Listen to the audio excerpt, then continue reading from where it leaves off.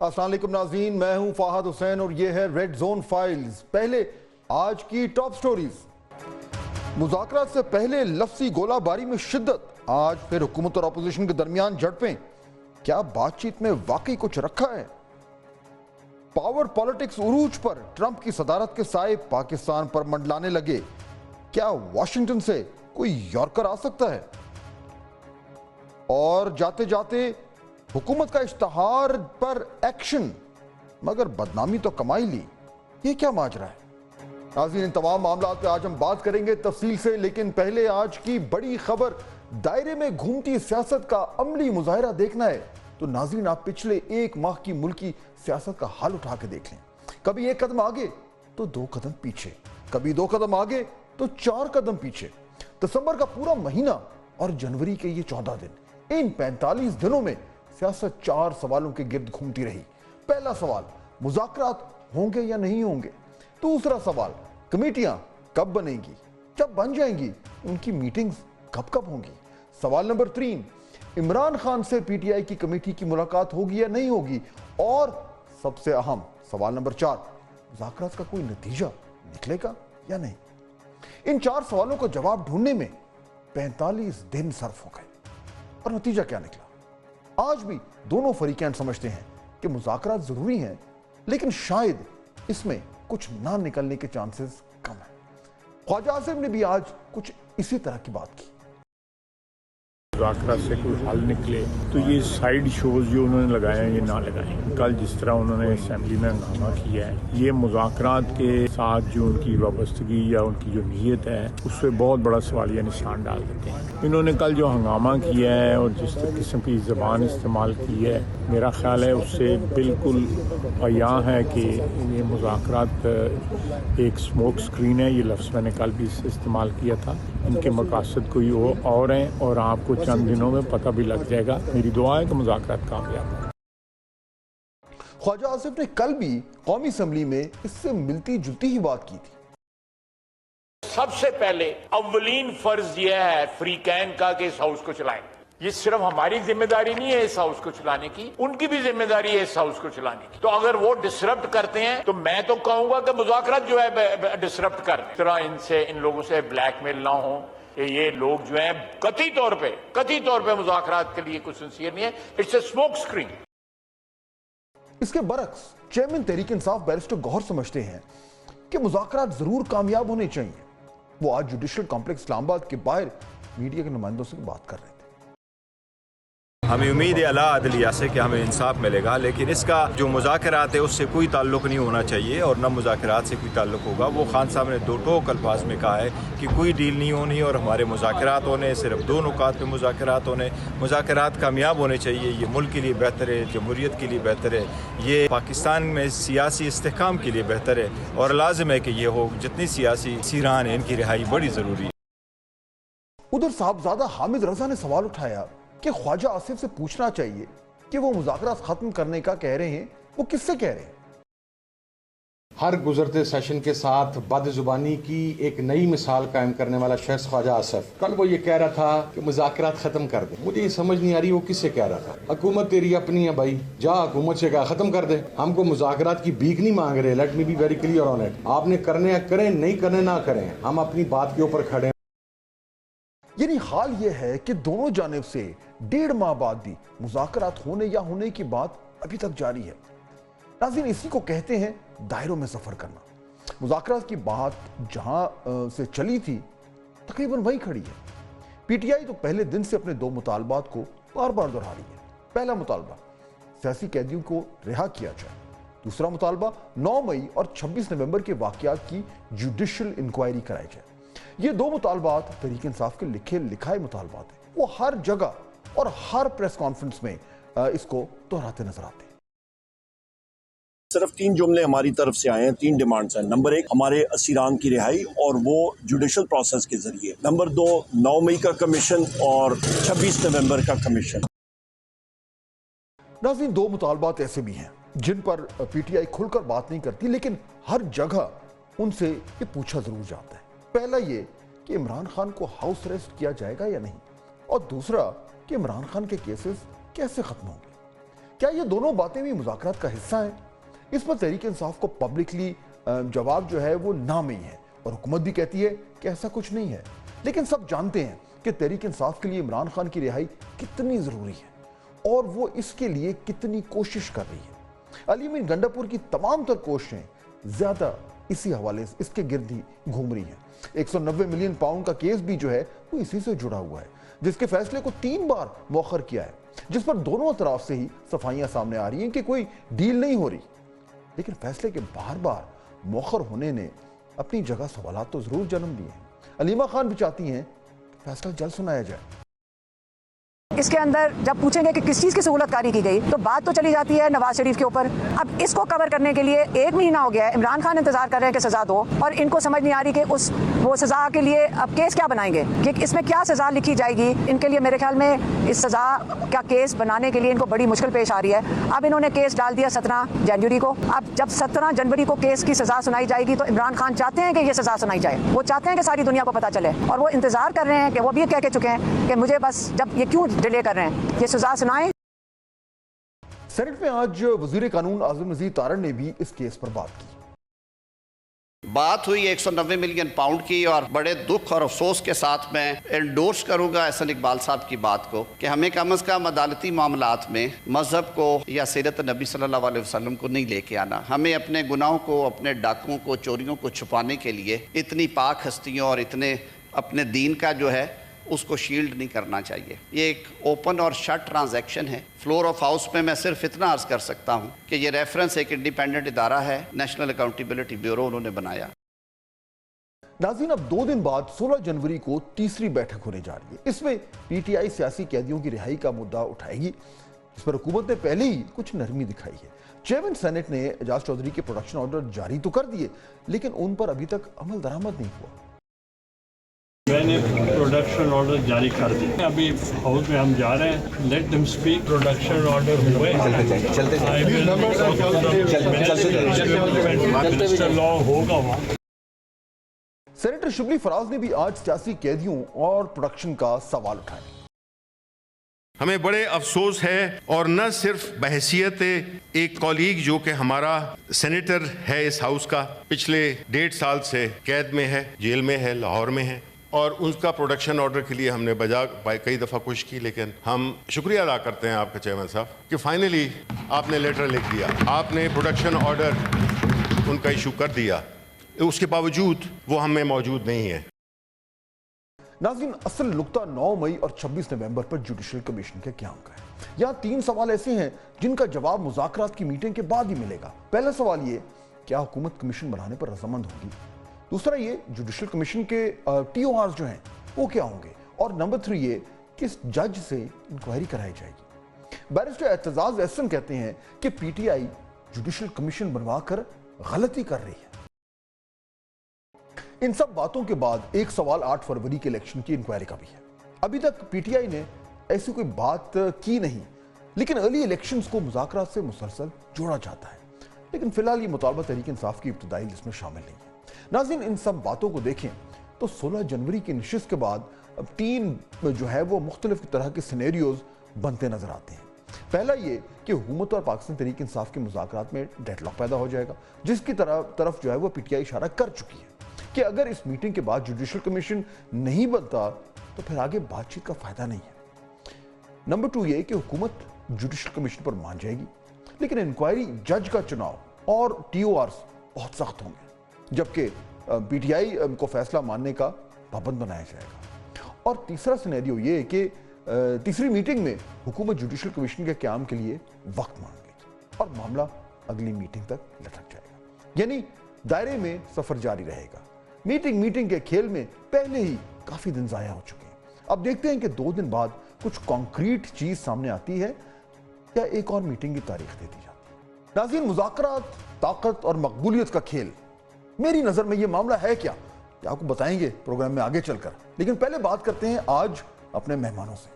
تو ناظرین، بات ہو رہی ہے کہ آج بھی سینٹ میں جو ہے وہ گرما گرم تقاریر ہوئیں اور ایک دوسرے پہ اچھی بھلی لفظی گولہ باری ہوئی۔ جو مذاکرات کا تیسرا راؤنڈ ہے، جو تیسری میٹنگ ہے، وہ پرسوں ہونے جا رہی ہے۔ یہ ماحول میں یہ تضاد کیوں نظر آ رہا ہے؟ یہ ذرا سمجھنے کی کوشش کرتے ہیں. دو مہمان ہمیں جوائن کریں, جناب جنید اکبر صاحب پاکستان تحریک انصاف سے ان کا تعلق ہے, اور جناب رانا احسان افضل صاحب پاکستان مسلم لیگ نون کی نمائندگی کریں. ہم دونوں کا بہت شکریہ. جنید اکبر صاحب, یہ یعنی پہلے تو یہ لگ رہا تھا کہ جی چلیں معاملات بڑے اچھے ہیں اور ٹیبل پہ جا کے بیٹھیں گے, گفتگو ہوگی, جو دو مطالبات ہیں آپ کے وہ سامنے رکھیں گے. لیکن کل بھی اور آج بھی جس طریقے سے یعنی پہلے نیشنل اسمبلی میں پھر سینٹ میں جو تقاریر ہوئی ہیں, تو کیا پاکستان تحریک انصاف جو ہے وہ واقعی میں یہ سمجھتی ہے کہ ان ٹاکس میں سے کچھ نہیں نکلے گا؟ شکریہ جی.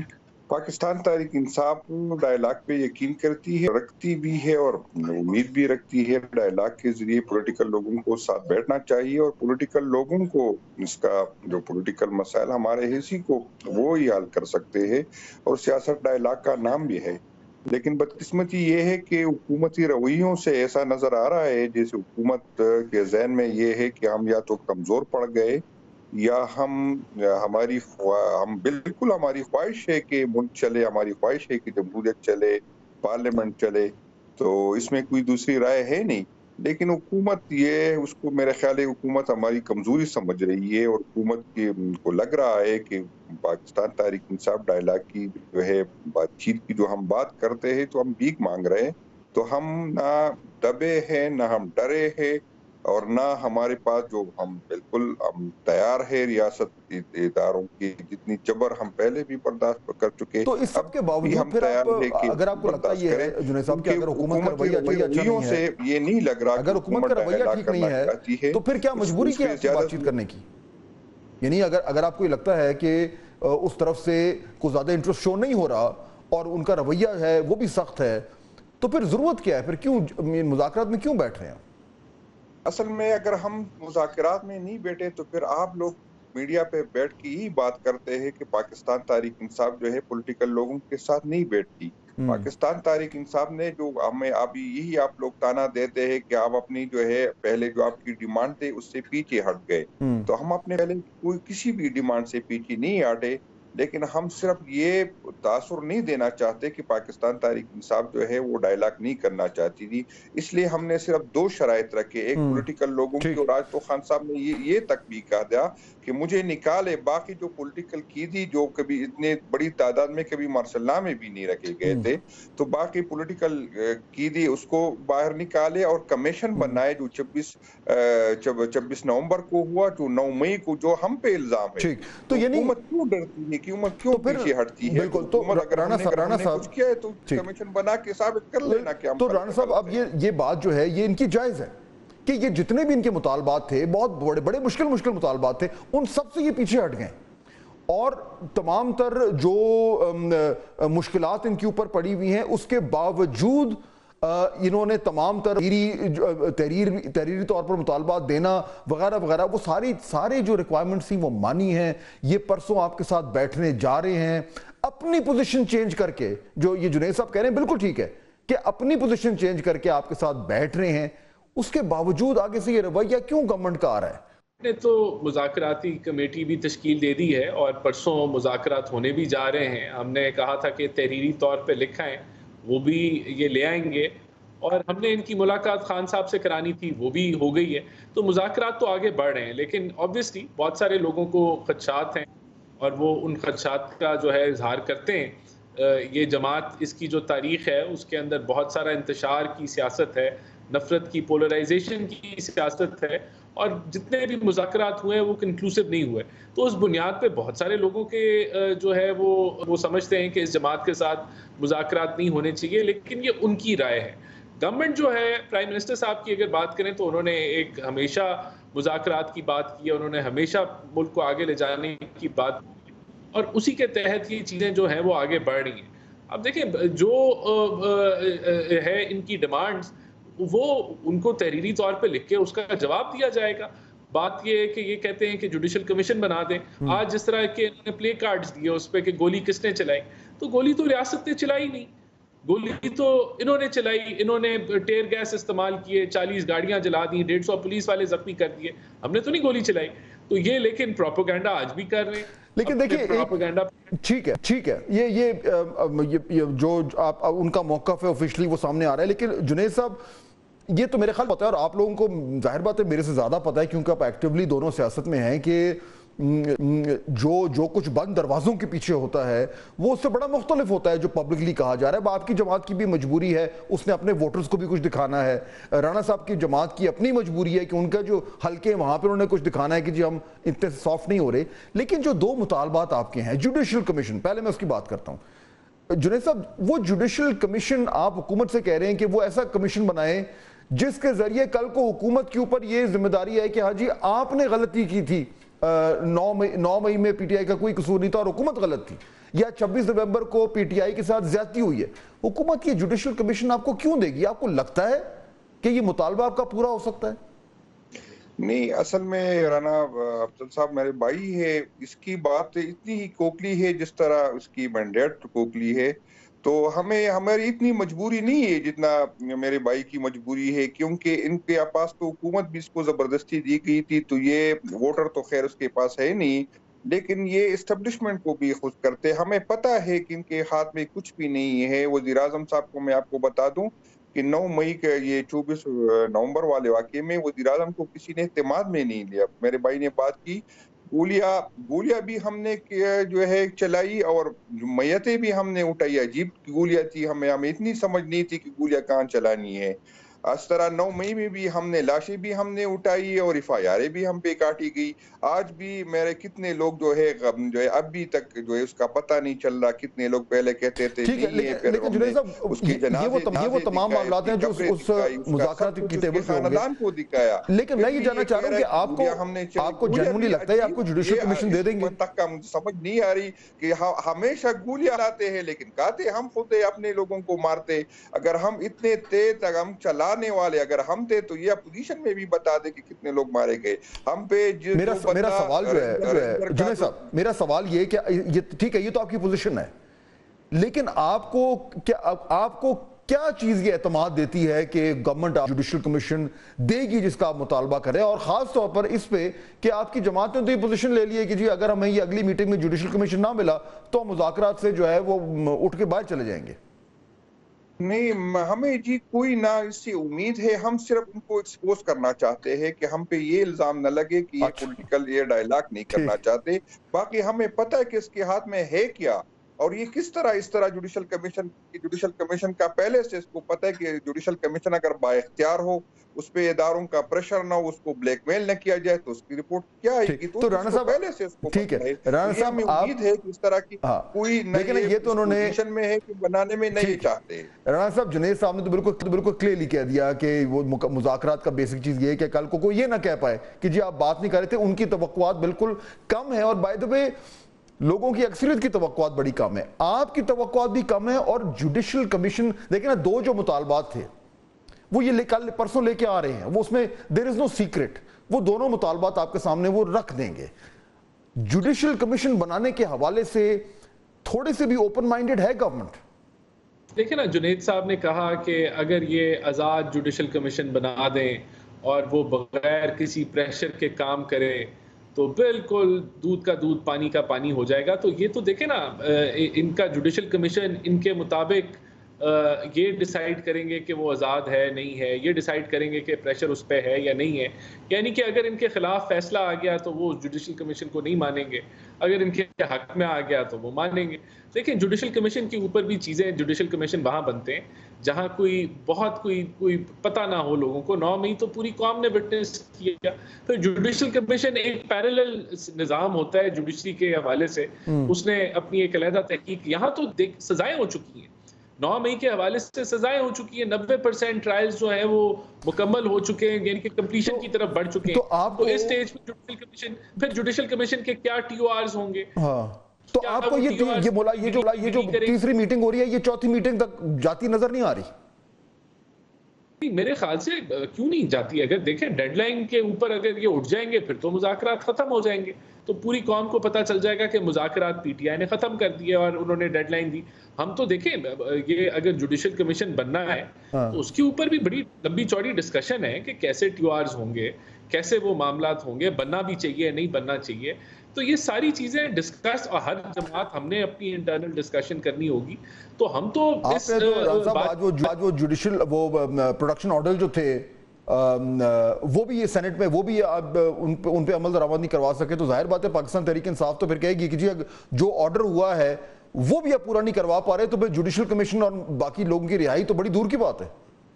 جو پروڈکشن آرڈرز ہیں ان پہ عمل درآمد ہونا چاہیے. میرا تو یہی موقف ہے, جب چیئرمین سینٹ نے اگر کوئی فیصلہ کیا ہے, پروڈکشن آرڈرز دیے ہیں, تو بالکل اس پہ عمل ہونا چاہیے, اور شاید ہو بھی جائے, کل ہو جائے. تو میں سمجھتا ہوں کہ اس میں تاخیر نہیں ہونی چاہیے. ٹھیک ہے, چلیں یہ آپ نے اچھا کہہ دیا. جنید صاحب فائنل کوسچن, تو پھر اس کی بنیاد پہ جو ایک اسٹرانگ پوزیشن آپ کی پارٹی نے لی ہوئی ہے, اس میں لچک تو پھر آ سکتی ہے نا. کل کی پرسوں کی جو میٹنگ ہوگی اس میں ظاہر بات ہے یہ تو نہیں ہوگا کہ آپ بیٹھے اور بیٹھتے ہی آپ نے مطالبہ کیا اور گورنمنٹ نے کہا جی ٹھیک ہے ہم مانتے ہیں, یہ لیں جی جوڈیشل کمیشن بن گیا. وہ اس سے آپ سے ٹائم مانگیں گے, پھر وہ آپ سے 1-2 دن کے بعد کچھ آپ کو لکھ کے دیں گے, پھر اس کے ٹی او آر سے بعد یہ پروسیس, یہ رانا صاحب صحیح کہہ رہے, یہ لمبا چلتا ہے. تو اتنی لچک تو جماعت میں ہوگی کہ چلو ٹھیک ہے, اگر تیسری میٹنگ ہو گئی اور کچھ پیش رفت ہوئی تو پھر دیکھتے, پھر چوتھی ہو, پھر 5ویں ہو, پھر 6ٹھی ہو, پھر جا کے کئی معاملات جو ہے وہ آگے بڑھیں گے. نہیں, اصل میں چھٹی اور چوتھی کا ایشو نہیں ہے. اس کے حکومت کے رویوں سے اندازہ ہوتا ہے کہ حکومت چاہتی ہی نہیں, حکومت اس کو لمبا کرنا چاہتی ہے اور ٹائم گین کرنا چاہتی ہے.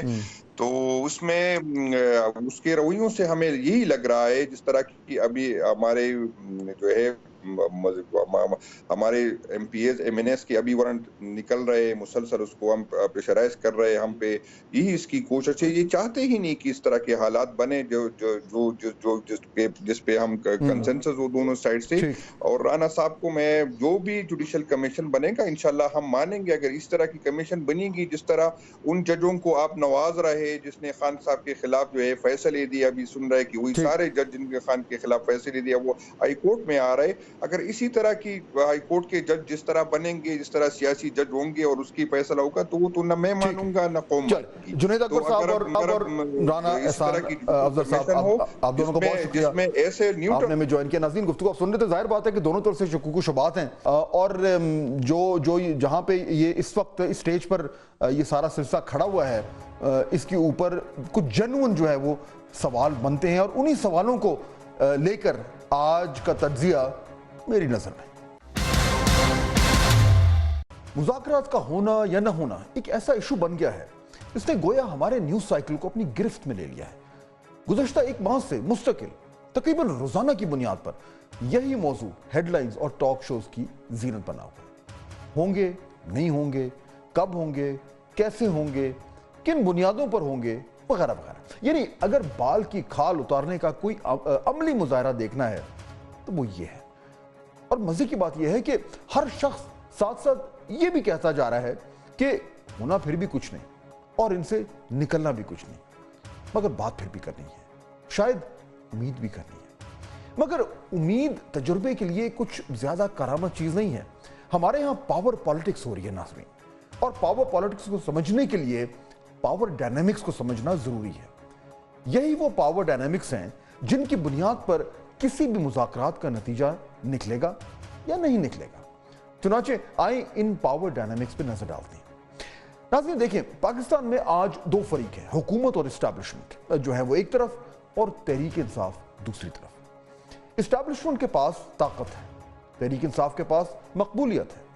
طاقت کا استعمال روزانہ کی بنیاد پر سب دیکھ رہے ہیں.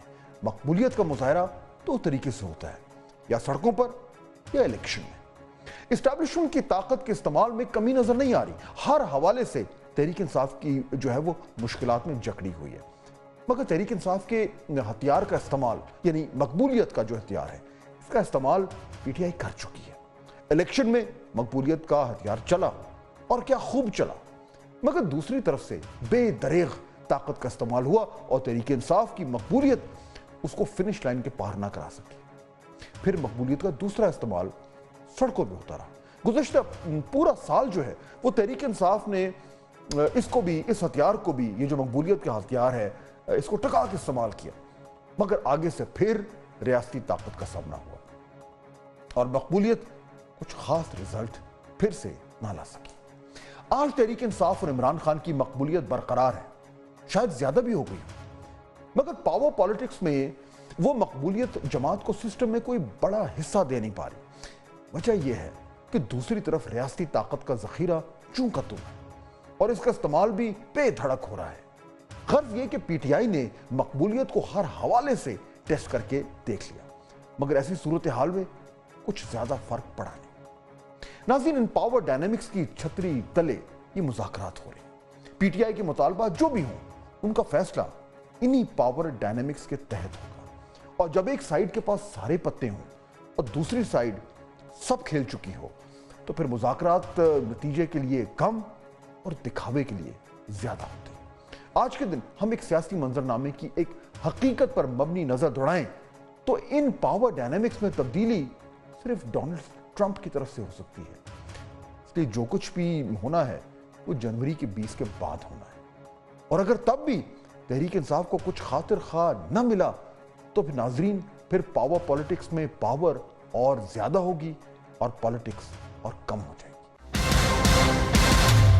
नाज़रीन, अभी वक्त तो एक ब्रेक का, उसके बाद जब वापस आएंगे तो आर्मी चीफ का इंतहाई अहम बयान क्या है और वजीर आजम ने कौन सी इंक्वायरी ऑर्डर कर दी है, ये सब कुछ ब्रेक के बाद।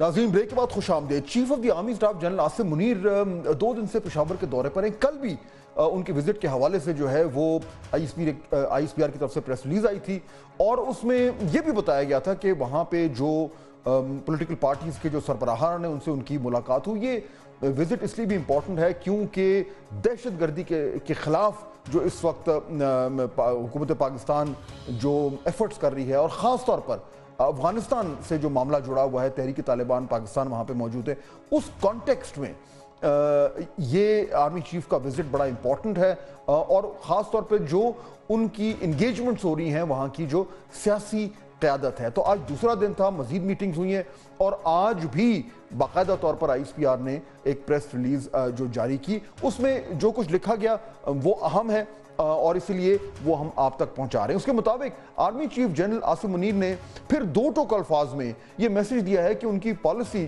सिर्फ और सिर्फ पाकिस्तान है, रियासत है तो सियासत है। क्या जमीन पर फिसाद अल्लाह के नजदीक एक बहुत बड़ा गुनाह नहीं? खुदा ना खासा रियासत नहीं तो कुछ भी नहीं। हम सबको बिला तफरीक और तासुब दहशतगर्दी के खिलाफ यकजा होकर खड़ा होना होगा। खैबर पख्तूनख्वा के सियासी कायदीन से गुफ्तगू करते हुए वो बोले कि अवाम और फौज के दरमियान एक ख़ास रिश्ता है, इस रिश्ते को ख़त्म करने का बयानिया बैरून मुल्क से मखसूस एजेंडे के जरिए चलाया जाता है। और नज़ीर, यहाँ पे मैं रुकूंगा क्योंकि ये जो जुमला जो प्रेस रिलीज में आया है, जाहिर बात है इसको आप एक सियासी कॉन्टेक्स्ट में देखें तो हमें क्लियरली अंदाजा हो जाता है कि ये किस तरफ हवाला दिया जा रहा है। जब बयानिए की बात होती है और जब ये कहा जाता है कि वो उसके जरिए पाकिस्तान को नुकसान हो रहा है, तो जाहिर बात है ये जो इशारा है ये बिल्कुल क्लियर है। मजीद आगे प्रेस रिलीज में ये कहा गया कि अफगानिस्तान हमारा बरादर पड़ोसी इस्लामी मुल्क है और पाकिस्तान अफगानिस्तान से हमेशा बेहतर ताल्लुकात का ख़्वाह रहा है। अफगानिस्तान से सिर्फ फितना और खारिज की वहाँ मौजूदगी और सरहद पार से पाकिस्तान में दहशतगर्दी फैलाने पर इख्तिलाफ है। ये उस वक्त तक रहेगा जब तक वो इस मसले को दूर नहीं करते।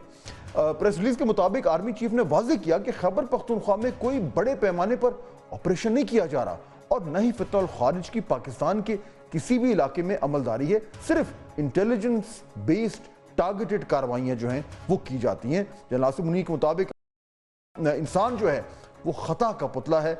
हम सब गलतियां करते हैं, लेकिन इन गलतियों को ना मानना और उनसे सबक न सीखना इससे भी बड़ी गलती है। नेशनल एक्शन प्लान पर सब पार्टियों का इत्तेफाक हौसलामंद है, मगर इस पर तेजी से काम करना होगा। तो ये इंपॉर्टेंट प्रेस रिलीज है जो आई और इससे ये जाहिर होता है कि अब TTP के हवाले से اور جو دہشت گردی کے حوالے سے اب باقاعدہ ایک پولیٹیکل آؤٹ-ریچ کی جاری ہے، اور مقصد ظاہر بات اس کا یہی ہے کہ تمام تر جو ہے کہ لوگوں کے درمیان، جتنے بھی سیاسی سٹیک ہولڈرز ہیں ان کے درمیان ایک اتفاق رائے پیدا کیا جائے تاکہ مؤثر طریقے سے ان کارروائیوں کو آگے بڑھایا جائے۔ تو یہ تو تھا ناظرین chief of the army staff کے حوالے سے جو تازہ ترین اپڈیٹ ہے۔ اب ذرا چلتے ہیں، ہمارا اگلا سیگمنٹ ہے، دیکھیں ملک کے دیگر حصوں میں کیا ہو رہا ہے آج کے خبر خلاصہ میں۔ سویلینز کے ملٹری ٹرائل کیس میں گرما گرم سوالات اور دلائل سپریم کورٹ کے جسٹس حسن رضوی نے ریمارکس دیے۔ 9 مئی کو لوگوں کو کور کمانڈر ہاؤس جانا سیکیورٹی کی ناکامی ہے۔ کیا کسی فوجی افسر کا ٹرائل ہوا؟ آخر کوئی ماسٹر مائنڈ تو ہوگا، سازش کس نے کی؟ جسٹس جمال مندوخے نے سوال اٹھایا کہ اگر کسی فوجی سے اس کی رائفل چوری کر لی جائے تو کیس کہاں چلے گا؟ بشرا بی بی کی 13 مقدمات میں عبوری ضمانت منظور۔ بشرا بی بی کے سادہ کاغذ پر دستخط اور انگوٹھے لگوانے پر ATC کے جج وکلا پر برہم، بولے ہر جگہ VIP پروٹوکول نہیں مل سکتا۔ بشرا بی بی نے شکوہ کیا کہ جو کچھ ان کے ساتھ ہو رہا ہے ان کا تو قانون سے یقین ہی ختم ہو گیا ہے۔ جج طاہر عباس نے جواب دیا، نہیں ایسا نہیں ہے، جسٹس سسٹم جیسا بھی چل رہا ہے اگر یہ ختم ہو گیا تو سوسائٹی ختم ہو جائے گی۔ سندھ حکومت کے تحفظات پر وزیر اعلیٰ سندھ نے وزیر اعظم کو ایک خط لکھ دیا ہے۔ مراد علی شاہ نے لکھا کہ سندھ کو موٹر وے منصوبوں میں کیوں نظر انداز کیا گیا ہے؟ یہ بات قابل تشویش ہے کہ نیشنل ہائی وے اتھارٹی نے سندھ کے لیے 5% سے بھی کم رقم رکھی ہے۔ حیدرآباد سے سکر تک M6 موٹر وے کو بغیر کسی تاخیر کے بجٹ میں رکھا جائے۔ تنخواہ دار طبقہ ملک میں سب سے زیادہ ٹیکس دینے والا تیسرا بڑا شعبہ بن گیا ہے۔ FBR کے مطابق سال 2023-24 کے دوران تنخواہ دار طبقے سے 368 ارب ٹیکس وصول کیا گیا۔ کانٹریکٹ سے 496 ارب، بینکوں اور سیکیورٹیز کی مد میں 489 ارب ٹیکس وصول ہوا۔ کراچی کے اعلیٰ ثانوی تعلیمی بورڈ نے انٹرمیڈیٹ سال اول کے پرچوں کی سکروٹنی فیس ختم کر دی ہے۔ انٹر بورڈ کی سکروٹنی کے خواہش مند طلباء کے لیے خصوصی کاؤنٹر قائم کر دیے گئے۔ ناظرین بریک کا وقت ہو رہا ہے، جب واپس آئیں گے تو آپ کو بتائیں گے کہ آج دنیا میں اہم ترین خبریں کیا تھیں، اور پھر جاتے جاتے وہ اشتہار اور وہ وزیر اعظم کی انکوائری، یہ کیا معاملہ ہے؟ After this break. اور ناظرین بریک کے بعد خوش آمدید۔ اب ذرا نظر دوڑاتے ہیں کہ دنیا میں کیا ہو رہا ہے ہمارے سیگمنٹ ورلڈ زون میں۔ بھارت اور بنگلہ دیش کے درمیان سرحدی کشیدگی میں مزید اضافہ۔ بنگلہ دیش کی وزارت خارجہ نے بھارتی ہائی کمشنر کو طلب کر کے انتباہی مراسلہ دیا تو بھارت سیخ پا ہو گیا۔ انڈیا نے جواب میں بنگلہ دیش کے ڈپٹی ہائی کمشنر کو طلب کر لیا۔ لاس اینجلس میں لگی آگ 7ویں روز بھی کنٹرول نہ ہو سکی۔ ریسکیو حکام جہازوں کے ذریعے گلابی پانی نما مادہ آگ بجھانے کے لیے استعمال کرنے لگے۔ عمارتوں کی چھتوں اور سڑکوں پر ہر طرف چمکدار گلابی پاؤڈر دیکھا جا رہا ہے۔ ٹک ٹاک کا امریکہ میں اپنے آپریشن کو ایلان مسک کو فروخت کرنے کے ممکنہ آپشن پر نیا موقف سامنے آ گیا ہے۔ بتایا جا رہا ہے کہ بیجنگ حکام کی ترجیح ہے کہ ٹک ٹاک جو ہے وہ اس کی جو پیرنٹ کمپنی ہے بائٹ ڈانس اسی کے کنٹرول میں رہے، جبکہ ترجمان کے مطابق ٹک ٹاک اپنے امریکی آپریشن کو فروخت نہیں کرے گا۔ گلگت بلتستان سمیت شمالی پاکستان کے خوبصورت سیاحی مقامات اور ڈرامائی پہاڑی مناظر کی دلکشی کو دنیا بھی تسلیم کرنے لگی ہے۔ پاکستان نے برطانوی جرید فائنینشل ٹائمز کی 2025 کی فہرست میں جگہ بنا لی ہے۔ اس کی اہم وجہ سیکیورٹی کی بہتر صورتحال بتائی جا رہی ہے۔ اور ناظرین حسب معمول جاتے جاتے یہ وہ اشتہار ہے جو دنیا بھر میں مشہور ہوا یا بدنام ہوا، اور مشہور اور بدنام ہونے کے ناطے وائرل ہوا، اور اتنا وائرل ہوا کہ 2 کروڑ سے زیادہ لوگ اس کو دیکھ چکے ہیں، اور ان میں سے اکثریت اس کو دیکھنے کے بعد سر پکڑ کر بیٹھ گئے ہوں گے۔ PIA نے بھی حد ہی کر دی، یعنی وہ کون عقل مند تھا جس نے یہ ڈیزائن سوچا، اور وہ کون اس سے بھی زیادہ عقل مند تھا جس نے اس کو اپروو کیا۔ یعنی ان عقل والوں میں سے کوئی ایک نہیں تھا جس نے کہا ہو کہ ٹھہرو یہ تو 9/11 والا سین لگ رہا ہے، ٹھہرو یہ تو کہیں گڑبڑ نہ ہو جائے۔ اب جب ساری دنیا میں اس کا مذاق اڑ چکا ہے تو نائب وزیر اعظم نے آج یہ اعلان کیا۔ 10 جنوری کو پہلی جو فلائٹ ہے دوبارہ ریزیوم ہوئی، میں بالکل انڈورس کرتا ہوں۔ ہم نے بھی یہ ود ان دی کیبنٹ بھی اور پرائم منسٹر نے اس کے اوپر انکوائری ایک آرڈر کر دی ہے کہ یہ جو ایڈ ہے یہ کس نے یہ کنسیو کی ہے. اسٹوپیڈیٹی کہ آپ آئیفل ٹاور کو دکھا رہے ہیں, اب جہاز اس کے اوپر بھی دکھا سکتے ہیں, پھر وی آر کمنگ اور فیس اس کا فیس ہی دوسری طرف کر دے. آپ نے پچھتاوا, چڑیاں اور کھیت کا محاورہ تو سنا ہی ہوگا. آپ سے ملاقات ہوگی کل. اللہ حافظ.